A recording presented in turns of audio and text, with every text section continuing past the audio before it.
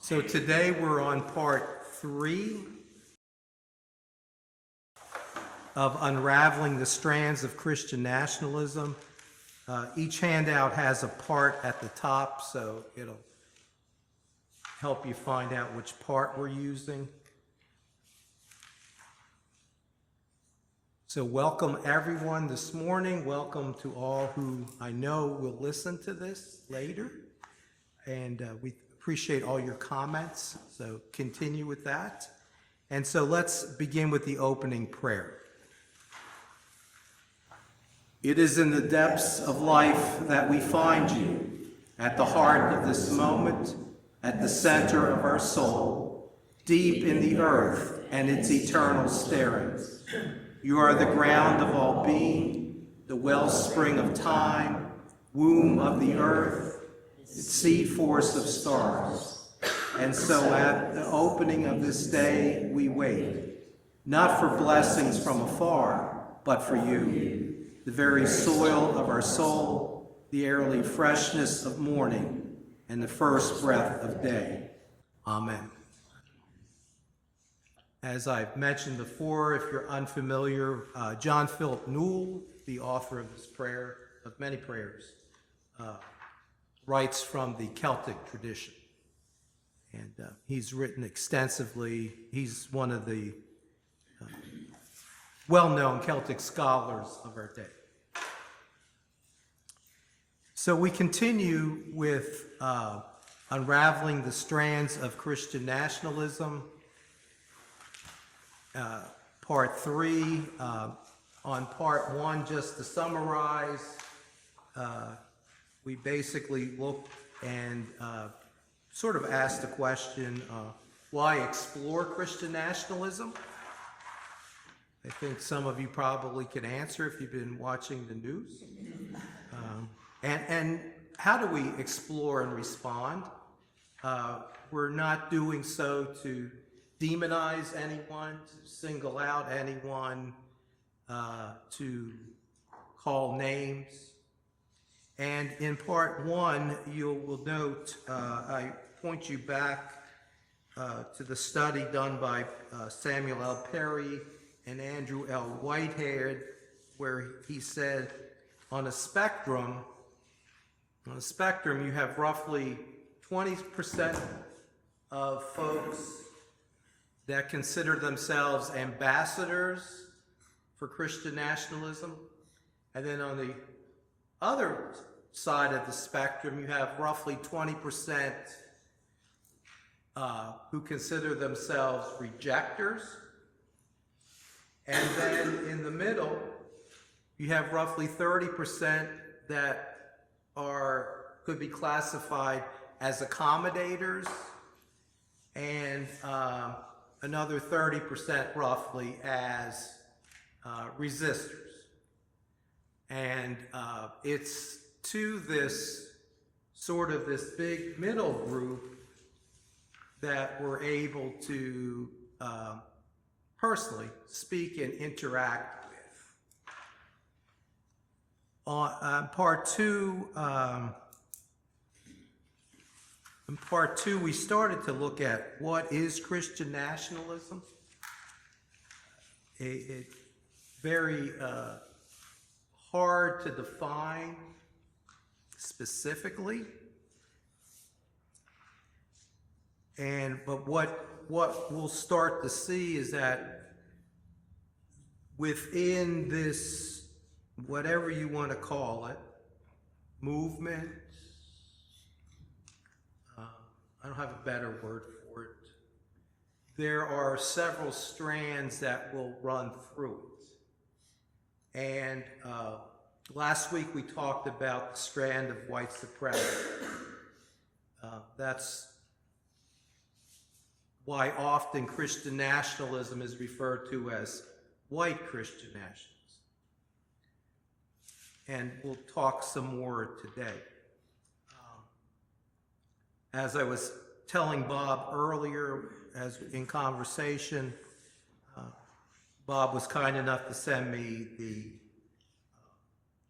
article from yesterday's Wall Street Journal. And the headline is Douglas Wilson wants the U.S. to be a Christian republic. MAGA is listening.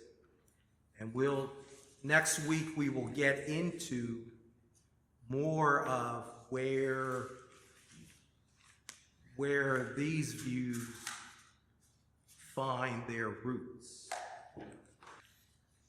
But as I was telling Bob, it's Christian nationalism today is sort of like, and I don't like to be a gloom and doom weather person, but if you think of the hurricane, well, we got 2 storms out there now, but the big one, Humberto, gathers speed, feeds itself, and then what does it do? It pulls in, drags in, and that's a possibility of what it's going to do with the storm that's off the coast. It sort of drags in other sympathetic or like-minded voices. And that's sort of what Christian nationalism is doing today. If you think of a hurricane that continues to just pull in folks that might have some sympathy or some identification with it, without oftentimes realizing what really makes up Christian nationalism. Which again is hard to define, but you start seeing chords that run through it, strands that run through this. So with part 3, I wanted to just give anyone opportunity if they wanted to. We had some questions for reflection, and over the past 2 weeks, if anyone wanted to comment on any of these, from Michael Curry, it's always a dangerous thing to mix up our priorities, whether on the personal level or on the national level. Why is it dangerous to mix up our priorities with respect to God and country? Any thoughts? And you don't have to have any. I'm just, and no thoughts are wrong thoughts. No thoughts are wrong thoughts. I meant to check whether it's really from Lincoln or not, because he gets attributed all sorts of stuff. But there is the story when the story of him, I believe, telling his cabinet that we need to spend less time arguing whether God's on our side and more time making sure we're on his. Now, that's not the direct quote, but there's something along those lines. And we talk about confusing your priorities. That last week, that kept coming to my mind. Thank you. I also asked, were you raised in a religious culture or family? How did that benefit you, your character, or your faith in God? Has religious culture ever become an obstacle in your relationship with God? Really good question when you say answer. Well, thank you. I was raised Pentecostal, that says it all. And yet here you are. Yeah. Number 3, what is the connection between Christian nationalism and white supremacy? We, I think, saw that last week, how some of these, and I'm using the word movement because how some of these movements have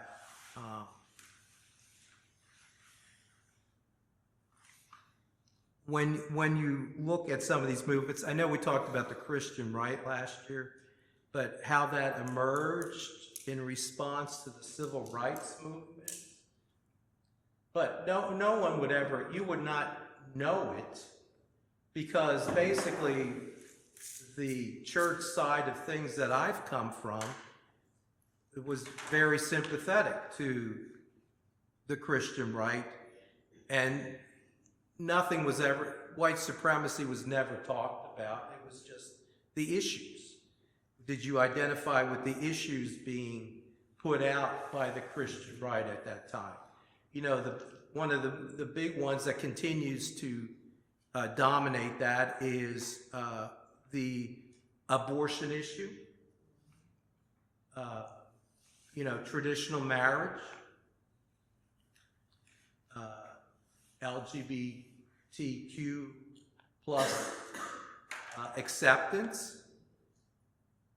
And so oftentimes in churches, at least churches that I inhabited,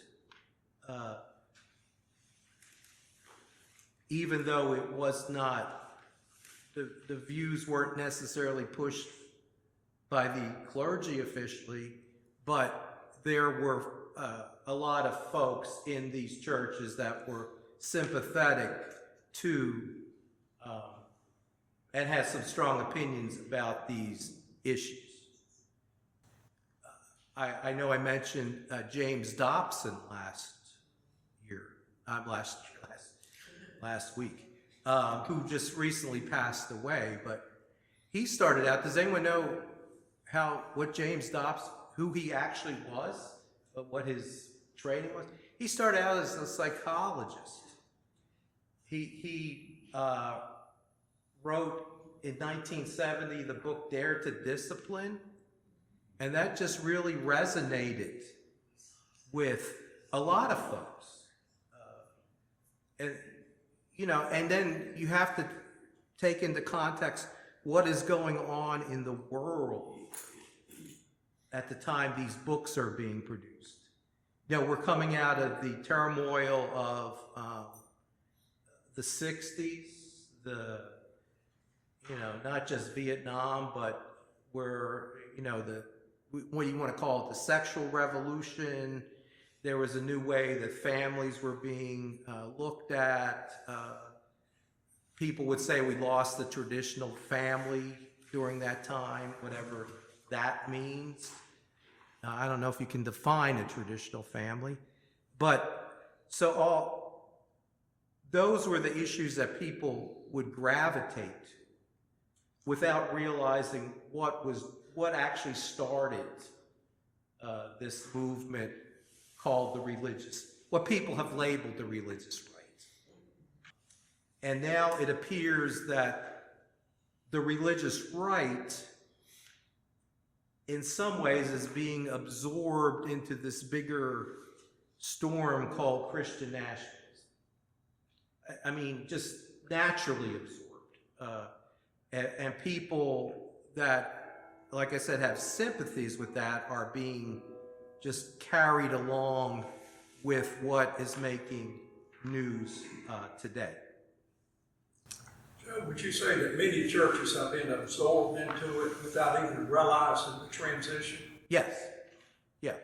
It just sort of, you were carried along. Just like the churches I was in, that I even pastored, that a number of the folks were just carried along with whatever the trends on the Christian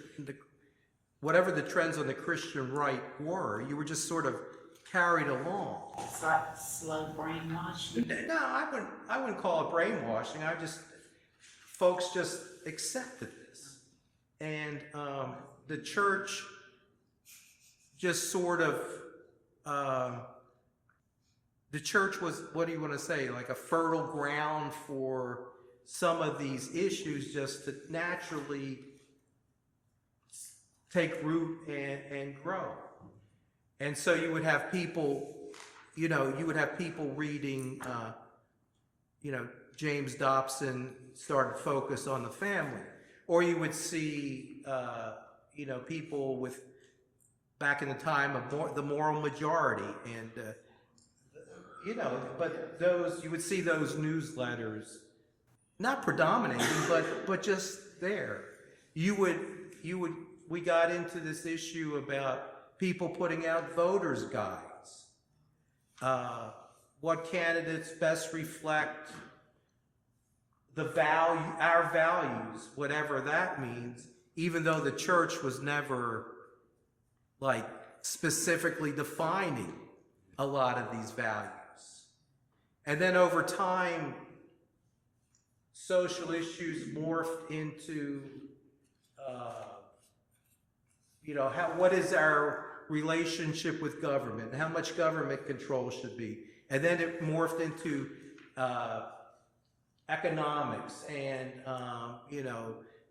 about taxes and should we be taxing, where's all our tax money going?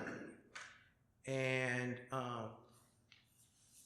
again, it's like this storm that just keeps moving. And so that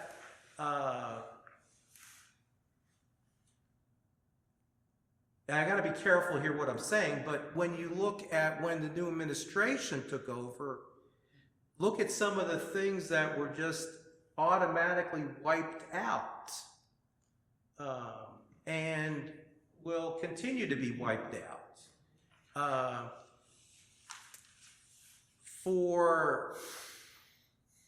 Maybe for the administration's political benefit, but see, it carries along other folks because it resonates with some of their values. We shouldn't be giving foreign aid. We shouldn't be supporting this or that. And so you have political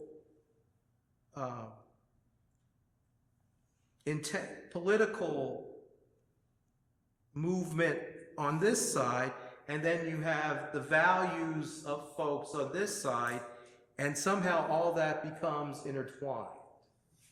And it's not, it just sort of happens because the atmosphere, the soil is ripe for that. That's just some things to think about.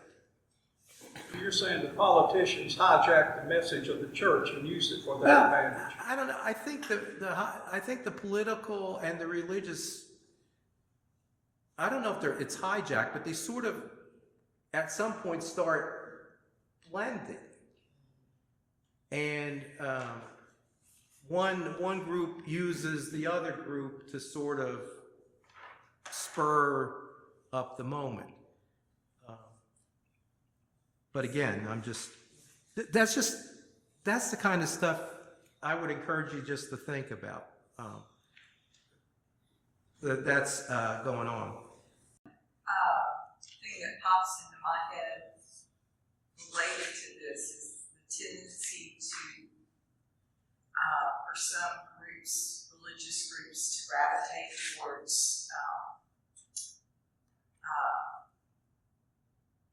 their pastors or their leaders more than others. Mm-hmm. And, that seems to be more, I think it's a individual choice or comfort for people.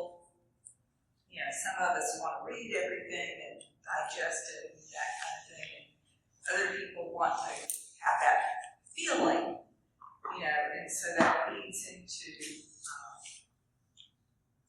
having a leader that is able to pull those people in. And it sort of links up with the political side there as well. And it happens because I feel like the soil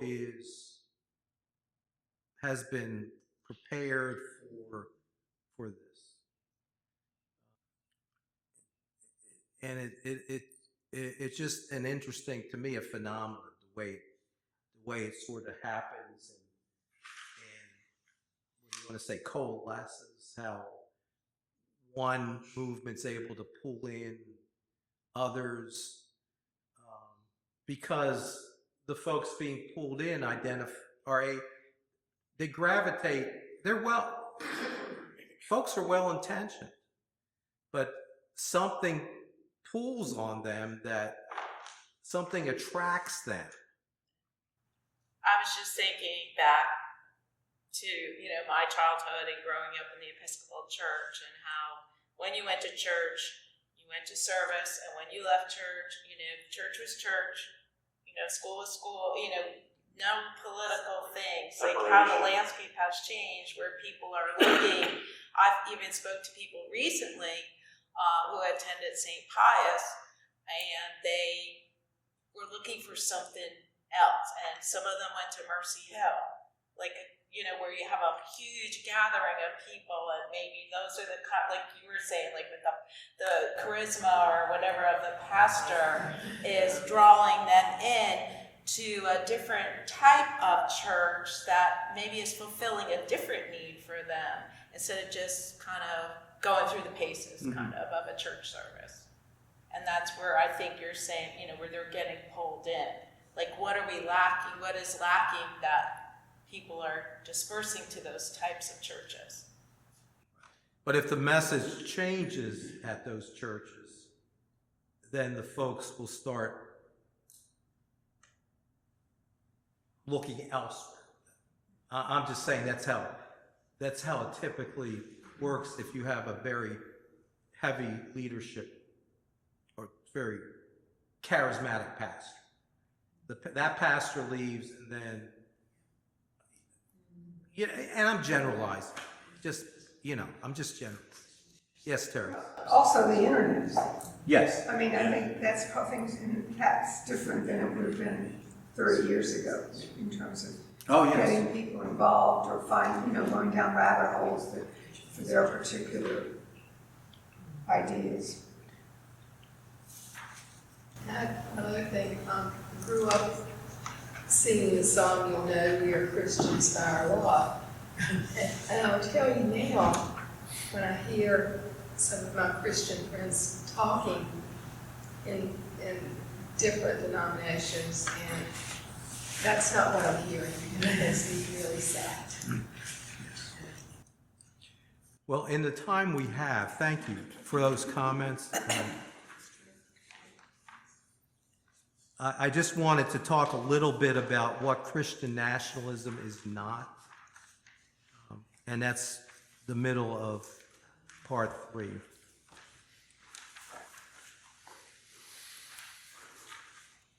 And first, from the report from the House of Bishops, to understand what Christian nationalism is, it is important to understand what it is not. It is not Christian nationalism if a person's political views are shaped by the individual's Christian faith. The problem with Christian nationalism is not with participation in politics, but rather the belief that there should be Christian primacy in politics and law.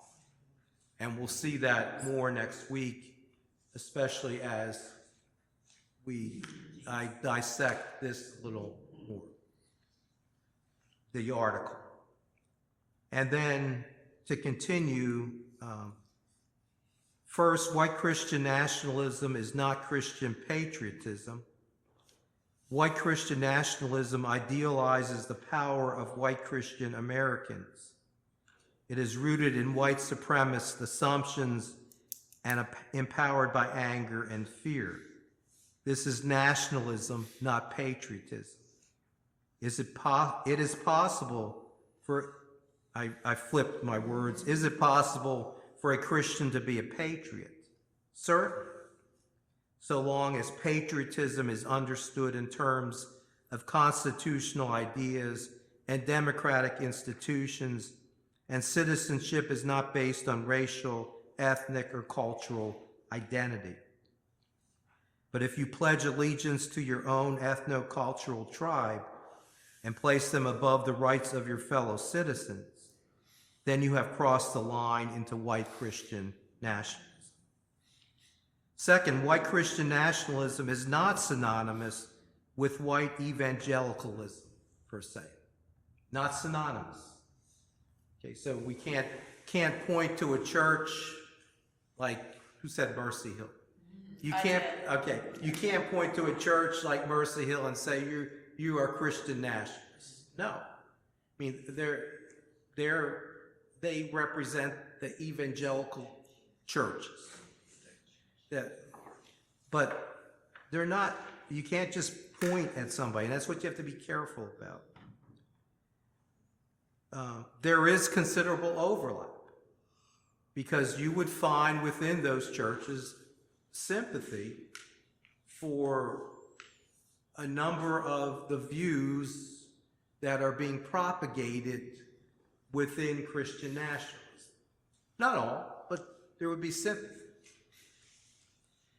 White Christian nationalism has many non-evangelical supporters, including a significant number of mainline Protestants, white Roman Catholics, and even more white Pentecostals. Another reason is that a minority of white evangelicals are actively resisting white Christian nationalism. So again, you just need to be careful.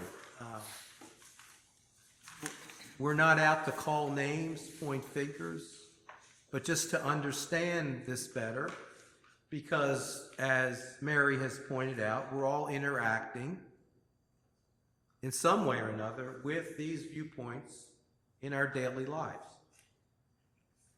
Third and finally, white Christian nationalism is not just a problem among white American Christians. There are secular versions of white Christian nationalism that claim to defend Western culture or Judeo-Christian civilization. And there are secular white Americans, notice I said secular white Americans, who know how to leverage white Christian nationalist language. And you often find that in some of the extreme groups that typically, up until the past several years, typically run under the radar. Some of the extremist groups. They know how to leverage the language. For such Americans, the Christian label simply signals shared tribal identity or veils political values that would otherwise be socially unacceptable. For some white Christian nationalists, the fight has become more important than faith. And that's why you'll hear language taken entirely out of scriptural context, that we are to put on the whole armor of God. But they define it in their own ways, and that what is going on now is a fight for the soul of the nation. You'll hear that language. I wanted to point out, I carried over from last week an alternate view of Christian nationalism. Christian nationalism is a totality of national action consisting of civil laws and social actions conducted by a Christian nation as a Christian nation in order to procure for itself both earthly and heavenly good in Christ. And then this author says the purpose of his book is to show that Christian nationalism, as he just defined it, is just. The ideal arrangement for Christians and something worth pursuing with determination and resolve. And so next week, that'll lead us into this. Is Christian nationalism ever used outside of America? Yes. All over.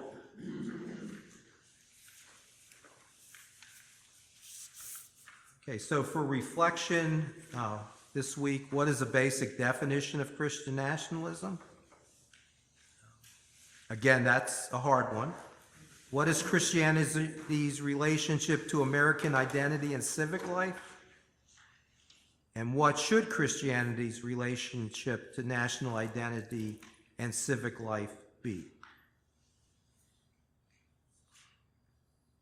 Again, that this will help us. How do we answer what has shown up in the Wall Street Journal? So I have to run, but let's use the closing prayer. May the deep blessings of earth be with us. May the fathomless soundings of sea surge in our soul.